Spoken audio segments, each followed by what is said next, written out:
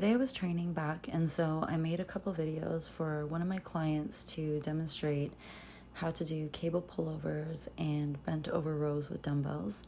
So one of the problems that I see commonly with people doing cable pullovers is that they start bending their arms as they go down instead of keeping the shape of the elbows from the start. So there is a slight bend in the elbows, but they shouldn't be bending any more than they are from the start of your movement.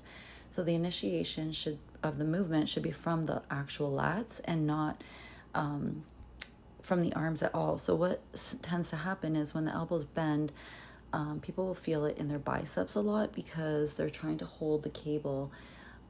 It doesn't really become a tricep press, but it does go into the biceps, and then you're not really focusing on the lats. So you'll see here I'm trying to explain that we want to contract through the lats to pull down and keep that slight bend in the elbows, but the shape of the bend doesn't change through the movement, so that you're not using biceps. And yeah, so next we have our bent over dumbbell rows, and what happens a lot here is people do not retract through the shoulders.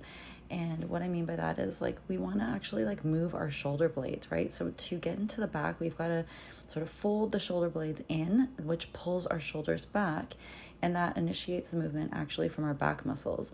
If you just leave your shoulders forward, which I'm going to demonstrate in a second after, right here I'm showing how it's sort of a 4-part movement. So it's a retraction of the shoulders, then following through with the squeeze into the back, and then a straight and a lengthening to get into those back muscles. But you'll notice in just a moment I'm going to show what happens when you do not retract your shoulders. So here you can see my shoulders are just pointing forward, so I'm really just using arms here and not getting into back. So you'll see here as well, my elbows or my shoulders are pointing forward, and so instead we want to retract and squeeze. So you've got to stretch your chest to flex your back.